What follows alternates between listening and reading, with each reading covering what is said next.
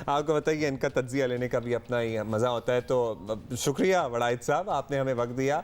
वड़ाइद साहब, तहरीक इंसाफ हुकूमत के नुमाइंदे अब 2-4 दिन से बयानियाँ दोहरा रहे हैं, बना रहे हैं, क्या तो इसे जानबूझ के बिल्ड किया जा रहा है कि आवाम ने इतने वोट ही नहीं दिए सर के सिस्टम में तब्दीली का जो वादा करके आए थे वो पूरा कर सकते। अब आवाम ने 2/3 अक्सरियत दी होती तो फिर परफॉर्मेंस का भी कुछ पूछने के हकदार होते हैं आवाम।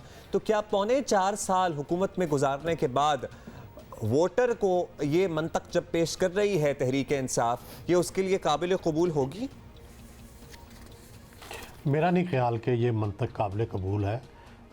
जब भी कोई वोटर जो है वो किसी पार्टी को इक़्तिदार में लेके आते हैं तो फिर वो ये नहीं सोचते कि जी हमने 2/3 अक्सरियत दी या नहीं दी। आप देखें ना, मोहतरमा बेनज़ीर भुट्टो को मार्जिन से हुकूमत मिली, जरदारी साहब को मार्जिन से हुकूमत मिली, लेकिन उन्होंने तब्दीलियाँ की और अगर जो तब्दीली नहीं कर सके उसकी लोगों ने लाजिक नहीं मानी। लोग उनकी ये मंतक तक नहीं माने कि जी हमने आपको मेजॉरिटी नहीं दी, ओवरवेलमिंग मेजॉरिटी, 2/3 मेजॉरिटी, इसलिए हम तब्दीलियाँ नहीं कर सके।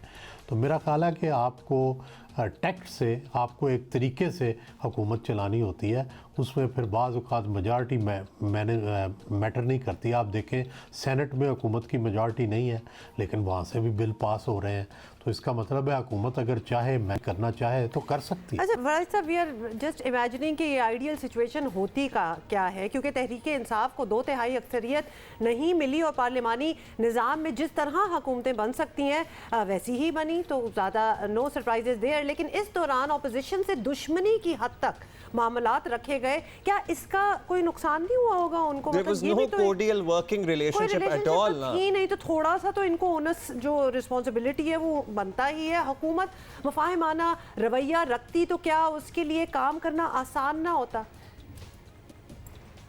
जी, मेरा ये ख्याल है कि लेजिस्लेशन जो है, कानून साजी, जो पार्लियामेंट का असल काम है वो है कानून साजी, और कानून साजी के लिए ज़रूरी है कि पार्लियामान की हद तक कम से कम मफामाना एक फ़ज़ा जो है वो कायम रहे।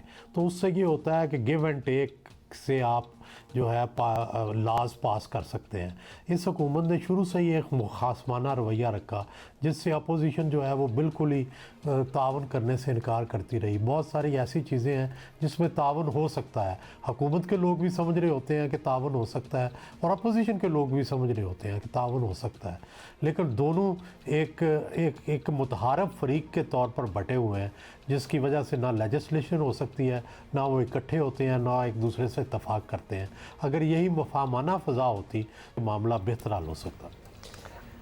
अच्छा ये बताइएगा लास्टली वड़ाइद साहब, आप आई एम श्योर आपकी भी मसरूफियत है आगे। तहरीक इंसाफ के लोग ये भी मानते हैं कि गवर्नेंस, मईशत की बेहतरी, निज़ाम की तब्दीली, इस्लाहात वगैरह के वादे तो थे लेकिन उन्हें पजीराई बुनियादी तौर पर जो एंटी करप्शन या चोर डाकुओं के से पैसे, लूटी हुई दौलत मुल्क में वापस लाने और एंटी करप्शन और करप्ट लोगों के खिलाफ कार्रवाइयाँ करने का जो बयानिया था उसमें इन्हें वोट मिले। तो आपको लगता है कि उस फ्रंट पर ऐसी कारकर्दगी रही है कि अगले इलेक्शन में इस बयानिए पर ये 2/3 अक्सरियत के लिए वोट मांग सकते हैं कि देखिए हमने तो जो वादा किया था करप्शन के खात्मे का या करप्ट लोगों के खिलाफ कार्रवाई करने का या लूटी हुई दौलत मुल्क में वापस ला के IMF के मुंह पे मार नहीं, किसी के मुंह पे मारने के नहीं, वो ये पेश कर सकते हैं? वड़ाइद साहब बताइए।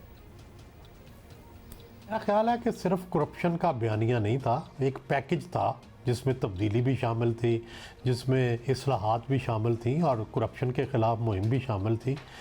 लेकिन इस बयानिए में सिवाय करप्शन के ख़िलाफ़ एक मुहिम के बाकी चीज़ें नहीं हुई, ना तब्दीली हुई, ना इस्लाहात का अमल हुआ, ना कोई कानून साजी हुई, ना मुल्क के अंदर कोई बेहतरी आई। तो मेरा ख्याल है कि अगले इलेक्शन में PTI को मुश्किलात पेश आएंगी अपना एजेंडा बेचने में, अपनी ये बात करने में कि हमने जो वादे किए थे वो पूरे किए। बेसिकली करप्शन के अलावा भी बहुत से वादे जो थे, नथिंग एक्चुअली हैपेंड, तो लिहाजा हर फ्रंट पे ही थोड़ी सी कारकर्दगी जो है वो डिसअपॉइंटिंग रही है। सो वड़ाइद साहब, thank you so much for being with us.